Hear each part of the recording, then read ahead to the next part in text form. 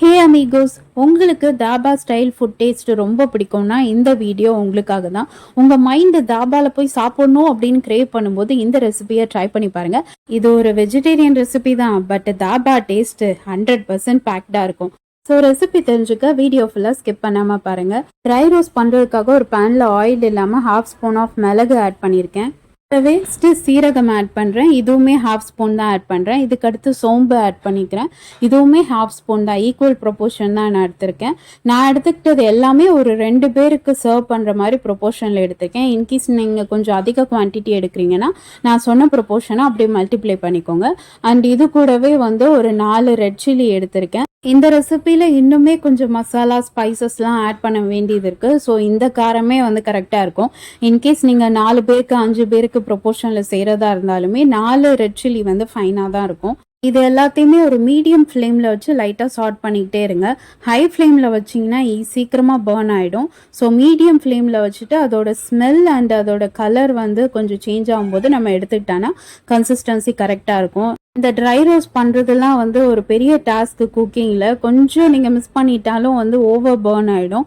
So கேர்ஃபுல்லாக பார்த்து பதமாக அதை ட்ரை ரோஸ்ட் பண்ணுங்கள். அண்ட் ஃபைனலி ட்ரை ரோஸ்ட் பண்ணிட்ட அப்புறம் இதை அப்படியே நம்ம கிரைண்ட் பண்ணி எடுத்துக்கணும். லைக் கோர்ஸாக நீங்கள் கிரைண்ட் பண்ணி எடுக்கணும். தண்ணி எதுவுமே சேர்க்கக்கூடாது. ஜஸ்ட்டு பல்ஸ் மோடில் நீங்கள் அரைச்சி எடுத்தானா இந்த மாதிரி கோர்ஸாக உங்களுக்கு வந்துடும் பவுடர் ஃபார்மேட்டில். இதை அசைட் வச்சுட்டு இப்போ பேனில் ஒரு ஃபுல் ஸ்பூன் ஆஃப் பட்டர் இதில் நம்ம ஆட் பண்ண போகிறோம். ஏன்னா இந்த ரெசிபிக்கு ஆயில் எதுவுமே நம்ம ஆட் பண்ண போகிறதில்ல, full and full of butter. ஏன்னா நார்த் இந்தியன் ரெசிபினால அவங்க பட்டர் தான் அதிகமாக சேர்ப்பாங்க. அதனால் நம்மளும் அதே மாதிரி தான் செய்ய போகிறோம். அண்ட் இது கூடவே பன்னீரை க்யூப்ஸ் மாதிரி சாப் பண்ணி எடுத்திருக்கேன். ஸோ அது பட்டரில் நல்லா கோல்டன் ப்ரௌனில் ஆற வரைக்கும் சாட் பண்ணி எடுத்துக்கோங்க பன்னீரை. அண்ட் இந்த ஸ்டேஜில் ஒரு இம்பார்ட்டன்ட் டிப் இருக்குது. நீங்கள் பண்ணுற இந்த ரெசிபி நான்ஸ்டிக் பேனில் பண்ணுங்கள். இந்த மாதிரி பேனில் பண்ணிங்கன்னா உங்கள் பன்னீர் பர்ன் ஆகிடும். லைக் நான் எப்படி தீச்சு வச்சுருக்கேன் பார்த்தீங்களா, அந்த மிஸ்டேக்கை நீங்கள் பண்ணாதீங்க. ஸோ நான்ஸ்டிக் பேனில் இந்த பன்னீரெல்லாம் சாட் பண்ணி எடுத்துக்கோங்க. பன்னீர் லைட்டாக கோல்டன் ப்ரௌன் ஆன அப்புறம் அதை எடுத்துட்டு அதே பட்டர் போட்ட பேனில் கேப்சிகம் அண்ட் ஆனியன் ரெண்டுத்தையுமே க்யூபாக கட் பண்ணி போட்டிருக்கேன். அண்ட் இந்த ரெசிபிக்கு ரொம்ப இம்பார்ட்டன்ட், நீங்கள் க்யூப்ஸ் ஃபார்மேட்டில் தான் கட் பண்ணணும். ரொம்ப பொடி பொடியாக சாப் பண்ணி நீங்கள் போட்டிங்கன்னா அது ஒரு மாதிரி சப்ஜி மாதிரி ஆகிடும். ஸோ இந்த மாதிரி தான் நீங்கள் வெஜிடபிள்ஸ் சாப் பண்ணி ஆட் பண்ணணும். அண்ட் அவ்வளோதாங்க, இதுக்கு மேலே வேறு எந்த வெஜிடபிள்ஸும் இந்த ரெசிபிக்கு ஆட் பண்ண போகிறதில்ல. ஆட் பண்ணியிருக்கிற கேப்சிகம் அண்ட் அனியன் ரெண்டுமே ஃபுல் குக் ஆகிற அளவுக்கு நம்ம சாட் பண்ணிட்டு இருக்கக்கூடாது. ரெண்டுமே ஹாஃப் குக் ஆகிற ஸ்டேஜில் நம்ம பேன்லேருந்தே எடுத்துடணும். லைக் இது சாப்பிடும் போது ஒரு க்ரன்ச்சியாக இருக்கணும். அதனால் வெஜிடபிள் லைட்டாக ஹாஃப் குக் ஆகிற ஸ்டேஜ்லேயே எடுத்துருங்க. இப்போ என் வெஜ்ஜீஸ் பார்த்தீங்கன்னா லைட்டாக கலர் சேஞ்ச் ஆகிருக்கு. அனியன்ஸும் இருக்கட்டும், கேப்சிகமும் இருக்கட்டும். இந்த ஸ்டேஜில் நான் பேன்லேருந்து எடுத்துடுறேன். இப்போ நம்ம பட்டரில் டாஸ் பண்ணி எடுத்த பன்னீர், கேப்சிகம், ஆனியன்ஸ் இதை அப்படியே தனியாக ஒரு பவுலில் வச்சுட்டு இப்போ அதே பட்டர் போட்ட பேனில் half tomato and half onion and ஒரு 5 to 6 நம்பர்ஸ் கார்லிக் இதை ஆட் பண்ணி லைட்டாக அந்த டொமேட்டோஸ் அண்ட் ஆனியன்ஸ் கொஞ்சம் குக்கார அளவுக்கு நல்லா சாட் பண்ணிக்கோங்க. அண்ட் இதுக்கு ஹாஃப் ஆனியன் அண்ட் ஹாஃப் டொமேட்டோவே போதும். ஏன்னா நம்ம இதை அப்படியே கிரைண்ட் பண்ணி பேஸ்ட்டாக எடுத்துக்க போகிறோம். இன்கேஸ் நீங்கள் 4 to 5% நீங்கள் சர்வ் பண்ணுறதா இருந்தால் ஒரு டொமேட்டோ ஒரு ஆனியன் எடுத்துக்கோங்க.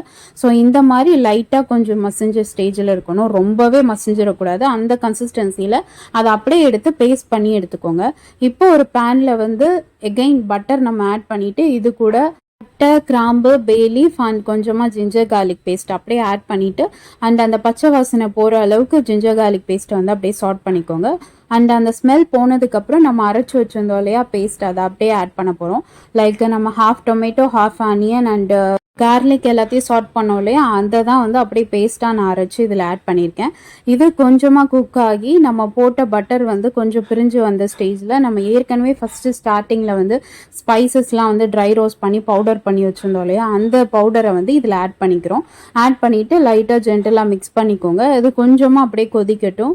அண்ட் மீன்வைல் இதுக்கு தேவையான சால்ட்டும் நம்ம ஆட் பண்ணிக்கலாம். நம்ம பன்னீர்லேயோ கேப்சிகம்லேயோ ஆனியன்லேயோ நம்ம சால்ட் ஆட் பண்ணாதனால மொத்தமாக டேஸ்ட்டுக்கு அதுக்கேற்ற மாதிரி சால்ட் ஆட் பண்ணிக்கோங்க. அண்ட் இது கூடவே வந்து கொஞ்சமாக ரெட் சில்லி, கொஞ்சமாக கரம் மசாலா அண்டு கொஞ்சமாக வந்து கொரியாண்டர் பவுடர் நான் ஆட் பண்ணிக்கிறேன். உங்களோட ஸ்பைஸ் டேஸ்ட்டுக்கு ஏற்ற மாதிரி நீங்கள் டேஸ்ட் பண்ணிவிட்டு காரம் எல்லாம் சேர்த்துக்கோங்க. ஏன்னா நம்ம பெப்பரும் போட்டிருக்கோம் அண்டு ரெட் சில்லியும் போட்டிருக்கிறதுனால கொஞ்சம் டேஸ்ட் பண்ணிவிட்டு அதுக்கேற்ற மாதிரி நீங்கள் வந்து காரம் ஆட் பண்ணிக்கோங்க. அண்ட் இந்த ஸ்டேஜில் அங்கங்கே பட்டர் வந்து ரிலீஸ் ஆயிருக்குல்ல, இந்த ஸ்டேஜில் வந்து நம்ம ஏற்கனவே சார்ட் பண்ணி வச்சுருந்தோம் இல்லையா, பன்னீர், கேப்சிகம் அண்ட் ஆனியன், அதை வந்து இது கூட ஆட் பண்ணிவிட்டு ஜென்டிலாக மிக்ஸ் பண்ணிக்கோங்க. அண்ட் இந்த ரெசிபி வந்து ரொம்ப கிரேவியாக இருக்காது, ஸோ தண்ணி அதிகமாக ஆட் பண்ணிடாதீங்க. பேஸ்ட் அரைக்கும் போதே கொஞ்சம் தண்ணி விட்டு அரைச்சிக்கோங்க. மற்றபடி இந்த ரெசிபிக்கு வந்து வேறு எந்த டைம்லையும் தண்ணி நீங்கள் ஆட் பண்ணக்கூடாது. இந்த ரெசிபி வந்து ஒரு ட்ரை ஃபார்மேட்டில் தான் இருக்கும். இன்கேஸ் வந்து உங்களுக்கு அந்த மாதிரி ட்ரையாக சாப்பிட பிடிக்காது அப்படின்னா கொஞ்சமாக தண்ணி ஊற்றி இதை செமி கிரேவியாக கூட சாப்பிட்டுக்கலாம். அண்ட் வெஜ்ஜீஸ் ஆட் பண்ணிவிட்டு ஜஸ்ட் அந்த வெஜ்ஜீஸும் பன்னீர் கூடையும் மசாலா கோட்டார அளவுக்கு தான் சாட் பண்ணுமே தவிர இதை அப்படியே வச்சு ஒரு 2 மினிட்ஸ்க்கோ 3 மினிட்ஸ்க்கோ குக் பண்ணக்கூடாது. அண்ட் அவ்வளோதாங்க, வெஜ்ஜீஸ் கூட மசாலாஸ் நல்லா பைண்ட் ஆகிற மாதிரி சாட் பண்ணிவிட்டு இந்த மாதிரி அங்கங்கே பட்டர் ரிலீஸ் ஆனதுக்கப்புறம் நம்ம அப்படியே ஃப்ளேம் ஆஃப் பண்ணி சர்வ் பண்ண வேண்டியதுதான். அண்ட் இந்த கடாய் பன்னீர் ரெசிபி வந்து சப்பாத்தி கூட, நான் கூட, பரோட்டா கூட, ஈவன் தோசை கூட கூட நல்லாயிருக்கும். பட் ரைஸ் கூட சாப்பிட இந்த ரெசிபி செட் ஆகாது. இன்கேஸ் நீங்கள் flavoured rice like jeera rice, ghee rice, coconut rice அந்த மாதிரி செய்கிறீங்கன்னா அதுக்கு இந்த ரெசிபி கூட சாப்பிடும்போது செம்மையாக இருக்கும். ட்ரை பண்ணி பாருங்கள். இதே மாதிரி நிறைய இன்ட்ரெஸ்டிங்கான cooking videos and furthermore interesting வீடியோஸ்க்கு don't forget to like, share and subscribe my channel and don't forget to press the bell icon. Videos ஃபுல்லாக இருந்தால் ஃபீட்பேக் சொல்லுங்கள். பாய்.